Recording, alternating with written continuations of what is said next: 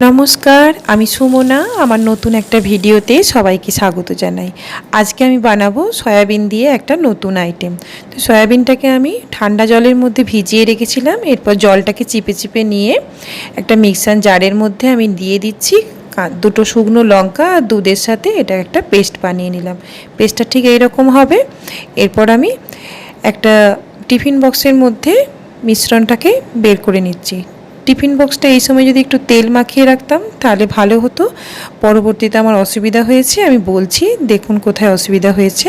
এখানে আদা বাটা, রসুন বাটা, পেঁয়াজ বাটা, জিরে গুঁড়ো, হলুদ গুঁড়ো, লঙ্কার গুঁড়ো, ধনে গুঁড়ো, লবণ, একটু গরম মশলা দিয়ে ভালোভাবে মিশিয়ে নেব।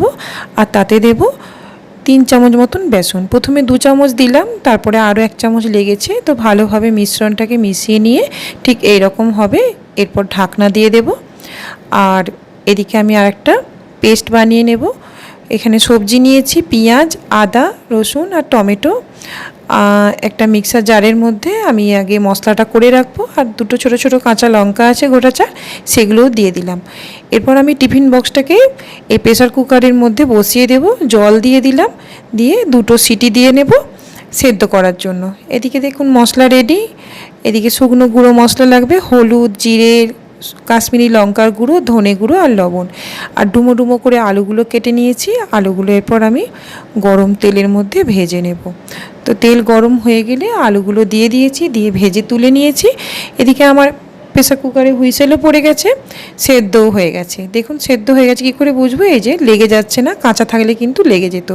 সেই যে বললাম যে টিফিন বক্সে তেলটা লাগালে ভালো হতো, প্রবলেমটা পড়েছিলাম এইখানে। টিফিন বক্স থেকে মানে ভালোভাবে ছাড়ছিল না, গায়ে লেগে গিয়েছিল। যদি তেলটা লাগানো থাকতো তাহলে এই মিশ্রণটা কিন্তু গায়ে লেগে যেত না, একদম সুন্দরভাবে টিফিন বক্স থেকে বেরিয়ে আসতো। তো এটা অবশ্যই তেলটা লাগিয়ে নেবেন, তারপর মিশ্রণটাকে দেবেন। এরপর আমি পিস পিস করে কেটে নেব। আমি একটু বেশ বড় বড় ডুমো ডুমো আকারে চৌকো চৌকো করে কেটেছি। এটা ডায়মন্ড শেপেও কাটা যায়, যে যেভাবে পছন্দসই আকার দিয়ে কেটে নেবেন। এরপর কাটা হয়ে গেল। আমি এরপর সর্ষের তেল গরম করে বেশ লালচে লালচে করে ভেজে নেব। আর ভিডিও যদি ভালো লাগে প্লিজ শেয়ার করে দেবেন, যাতে আর 5টা মানুষের কাছে ভিডিও পৌঁছে যায় আর সবাই উপকৃত হয়। আর যত ভিডিও লাইক করবেন, কমেন্ট করবেন, আমি আরও বেশি উৎসাহিত হব। তো এখানে ভাজা হয়ে গেছে, মশলা কষিয়ে নিয়েছি। যে সমস্ত মশলা ছিল এক পাকে নিয়ে কষিয়ে, আর সেদ্ধ করা আলু আর কোপ্তা দিয়ে ভালোভাবে মিশিয়ে নিয়েছি।